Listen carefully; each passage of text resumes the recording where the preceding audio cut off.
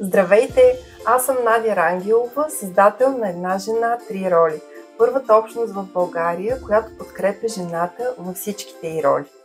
Днес се намираме в моя дом, в моята кухня, заедно с моята много добра приятелка Галя Даскалова, която е майстор на коледните корабийки. Здравейте от мен!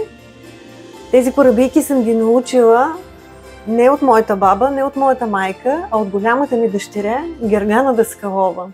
И вече, може би, повече от 12 години ги правим, събираме се, превръщаме печенето на корабийки в празник, в игри, в забавление, с което си викаме коледния дух и доброто настроение. Повече от 15 години за мен украсяването на коледни корабийки е едно от моите най-любими хобита и мога да кажа, че това е една страст, която ни събра още повече с Галя. Печенето и украсяването. Миналата година бяхме в нейния дом, където пекахме и украсявахме. Беше приказно и тази година Галя ми се обади един ден и каза: Наде, защо да не направим работилница с корабийки за нашия коледен базар на Една жена, три роли. И така всъщност ни хрумна идеята да се съберем, да ви покажем как приготвяме и как изпичаме нашите вълшебни коледни корабийки, да споделим рецептата на Галя с вас и да ви въвлечем в този коледен дух, който вече ни е обзел. И така да не губим повече време, започваме месенето, като паралелно с това, което ние правим, Галя ще разказва какви са съставките и как се случва магията. Така, имаме сухи съставки, 700 грама брашно, 250 грама пудра захар, присяваме си ги и си ги слагаме в един съд заедно. След което добавяме подправките. 4 чайни лъжички канела. Точно на това ухае всеки дом, когато точно, започнат корабийките да се пекат. И това, което ще ви липсва, гледайки видеото, е аромата на Коледа. Канелата, това е символа и аромата на Коледа. Лъжичка и половина бакпулвер чайни. И разбира се, какво е Коледа без джинджифил? Лекичко така да ви залюти.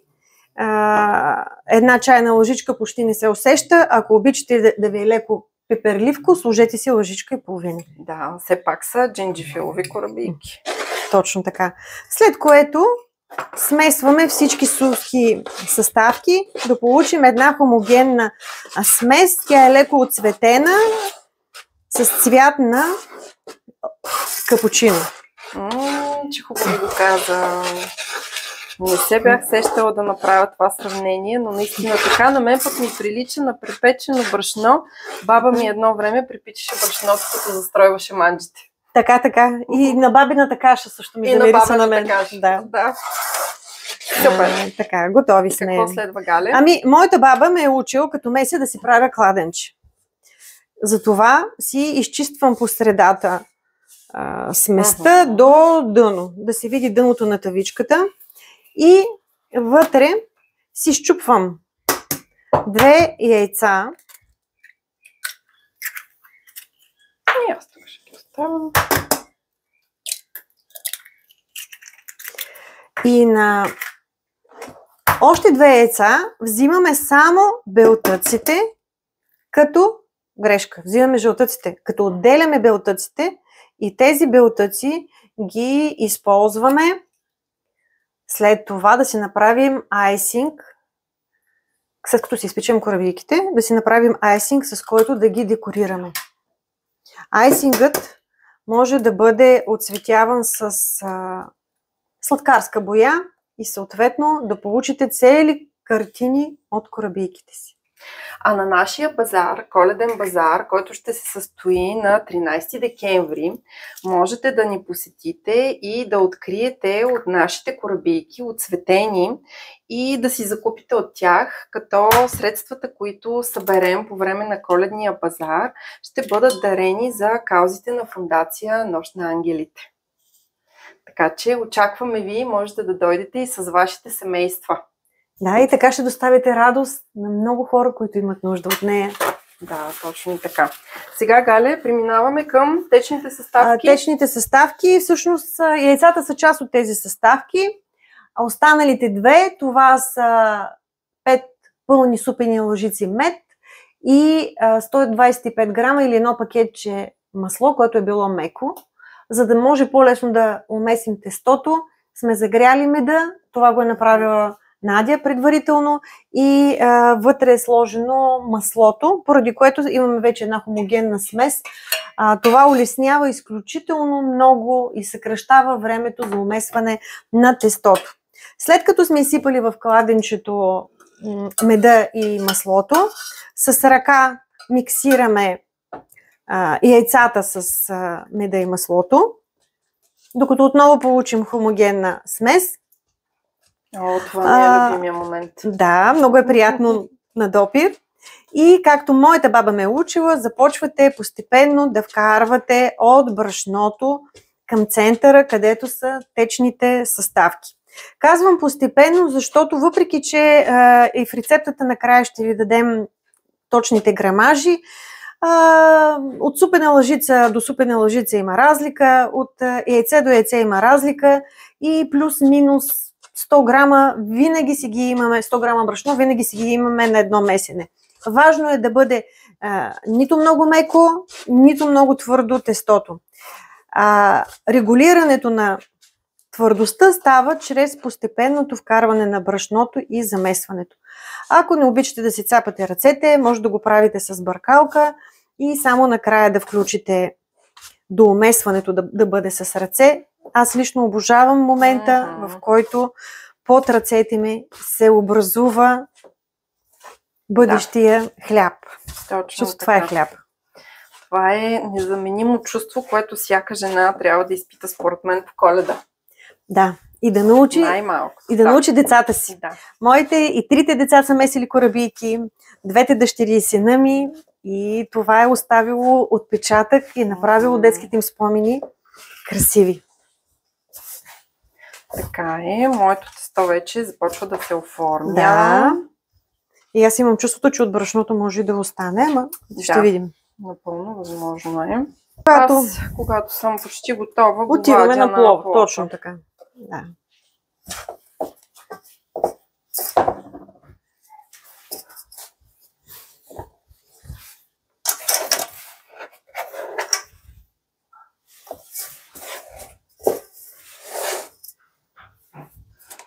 Галя, аз ще те изчакам, защото ти имаш един много хубав ритуал, докато месиш тестото и да го наричаш. Да, ще го направим сега. Така че думите да влезнат в тестото и да пребъдат. Така. На прага бъдното нозе изтрива. И без да среща съпротива, в домовете ни се настанява и мечтите окрилява. Наричаме го с радост и късмет. Да е животът сладък като мед. Дните да са светли, озарени, на добруване да бъдат отредени. Миговете подарени нека бъдат мирни и споделени. Любов в сърцата да гори и да стопля зимните ни дни. Вяра и надежда за ръка. Да извършват чудеса. Да е весело, щастливо на душата, леко и игриво. Да бъде. Да бъде. Така, аз имам нужда обаче от още брашенце. Да. И понеже си имам в тавата, няма смисъл тук да бъркам в кутийката. Ще направим така. Аз, понеже съм готова, ще разпределя по този начин на дълга франзелка.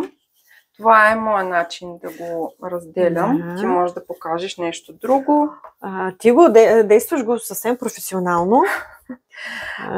Понеже аз го прибирам за известно време в хладилника, за да може да стегне и по-лесно да го обработвам след това, когато използвам формичките. Затова сега ще си взема малко фолио.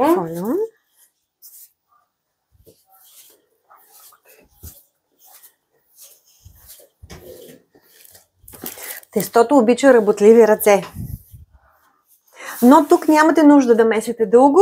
Достатъчно е на твърдост да го докарате. Да бъде нито много твърдо, нито пък толкова меко, че да остава следи по ръцете или по плота. Така, късам си няколко листа фолио. Сега вече сме опаковали тестото, ще го приберем в хладилника, а през това време ще си извадим вече готовото, за да ви покажем как правим корабийките. Да.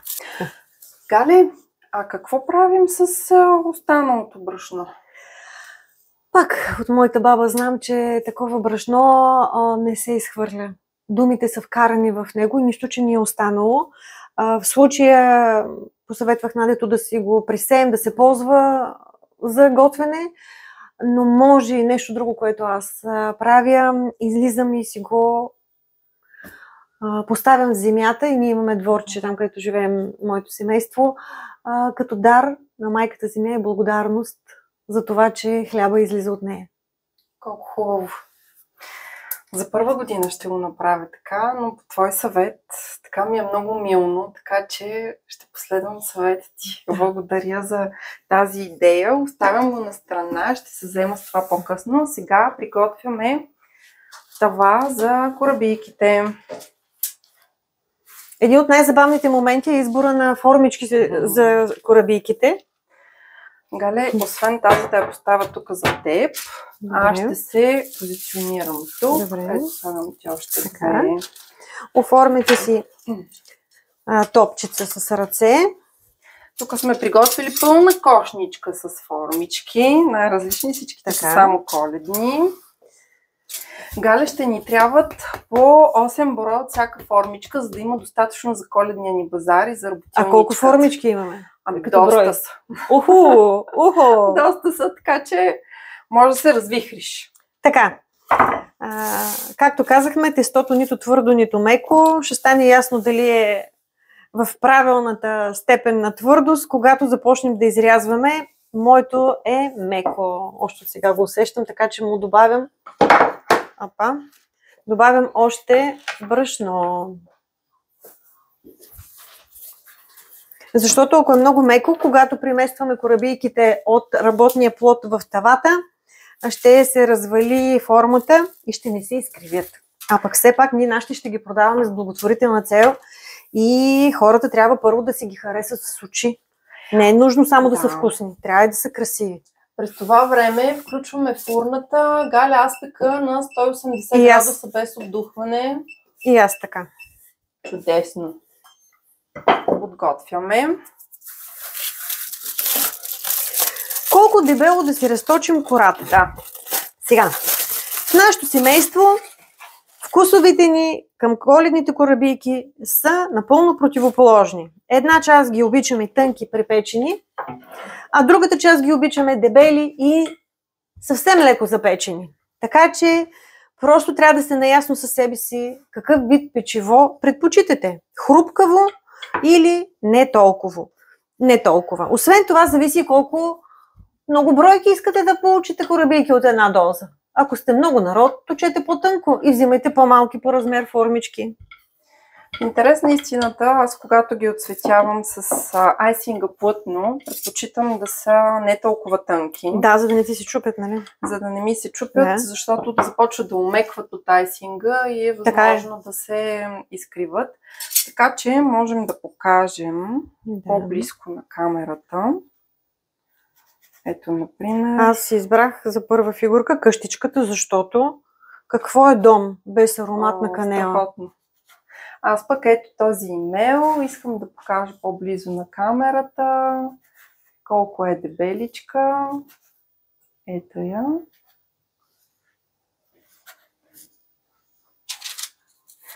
И така, хубаво е в тавата да оставяте поне по 2 см, 3 между всяка корабийка, защото от бакповера набухват. Набухват точно така и могат да се залепят. И ще се залепят една в друга и отново вида им ще бъде нарушен. Но ако искате да имате оправдание за това, че похапвате повече сладко по Коледа, просто правете си дефектни корабийки и си ги изяждайте още докато са топлички. Така. И така, това тесто, което ни остава, отново го месим и пак си го разточваме. Да. Искам да споделя, че моята точилка е много специална. Тя ми е подарък от Надя и е надписана с моето име. И сега, когато точа с нея, буквите се отпечатват. Така че непреносно, буквално от мен остава отпечатък във всяка хапчица от корабийките. Децата много харесват човечетата, ескимосчетата. Така е. И моите деца много ги харесват. А и те стават изключително красиви, когато се украсят, като живи човечета.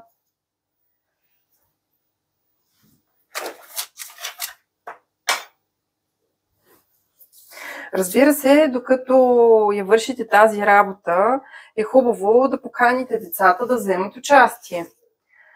Те много обичат и да месят, много обичат и да правят формичките. Така е. Може да бъде занимание за цялото семейство. Да, след което домът ви трайно замирисва на Коледа. Да. Когато се прибирате на следващия ден, отваряйки вратата, ще бъдете потопени в едно съвсем различно пространство.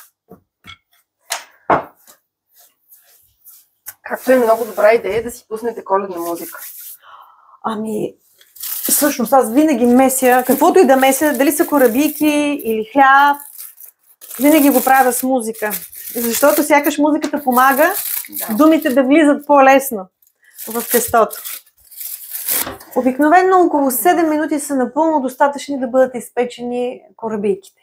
Става много бързо. Трябва да се внимава. Да. Но пък ако ги препечете, ще са идеални за тези, които обичат хрупка.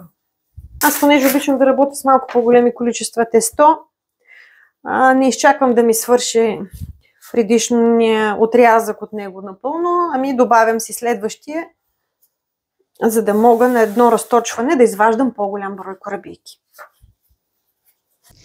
Сега да проверим нашите корабийки, как са. Отваряме фурната и уха е страхотно на канела и джинджифил. Завъртаме тавата. Между другото, докато печахме корабийките с Галя, установихме, че ако пуснем фурната и на вентилатор, се получава също много добър ефект, но трябва да внимавате да не се изпечат по-бързо от предната страна и може би ще се наложи да завъртате тавата по средата на печенето. Сега им трябват още малко да се попечат. Ако сте се събрали повече народ, за да правите корабийки, като идеята е да си споделяте и да се забавлявате, докато се случва целият процес по месене, изрязване, изпичане, декориране, тогава ви съветвам задължително да има един, който да отговаря само за изпичането на корабийките. Защото докато си приказвате сладки приказки и си ги споделяте, неусетно се изпичат. 7 минути изтичат като миг.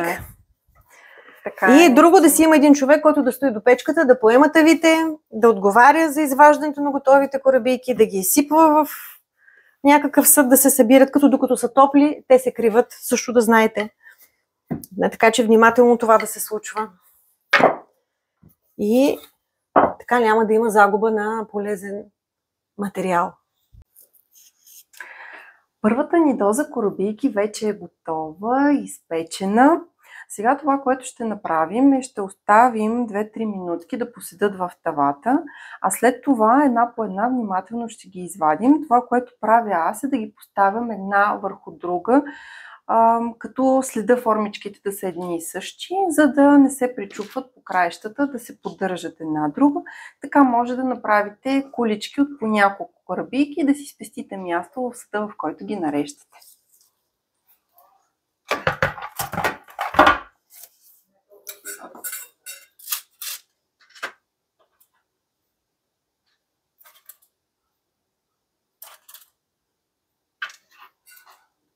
Ето по този начин съм наредила само човечета джинджифилови момиченца и те се поддържат едно от друго.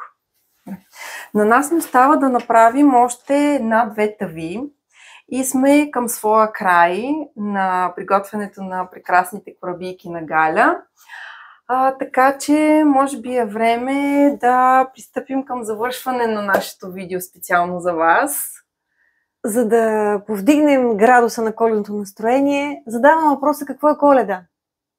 Дали в главите ви се появиха асоциации? Какво е Коледа за вас? За мен Коледа е аромат. Коледа е пъстър свят. Дом, подаръци, мечти, край огнище, светлинки. Бързане да свършим 100 неща. Да направим по-красив света. Да оставим грижите назад. Да е всеки миг на радост и богат. Да не можем да ги преброим. Щедро да ги споделим. Да сме пълни, след като сме дали на живота смисъла познали. Стиховете, които чухте, са от коледната ми стихосбирка "Коледно вълшебство". Може да я намерите, както и мен, в цветарница Галя Христо Данов, номер 30, Пловдив. Заповядайте на нашия коледен базар, за да си купите от корабийките, изпечени от мен и Надя, с толкова много любов, и сумата, събрана от продажбите, ще отиде за благородни каузи. Нощта на ангелите ще преценят кой има най-спешна нужда от помощ. Точно така, Гале. Ние сме много щастливи, че можем да подкрепим каузите на Нощ на ангелите. Ще има оцветени корабийки, ще има възможност да дойдете с вашите деца и да оцветите от тези корабийки на място. Докато децата ви оцветяват, вие можете да се възползвате и от останалите работилници, които сме приготвили за вас. Ще имаме и дрехи с кауза, ще имаме и щандове с много красиви коледни подаръци. Така че очакваме ви на 13 декември в Пловдивски културен институт. А ние се заемаме да довършим нашите корабийки, за да има какво да ви предложим. До нови срещи и ви очакваме на 13 декември. До скоро!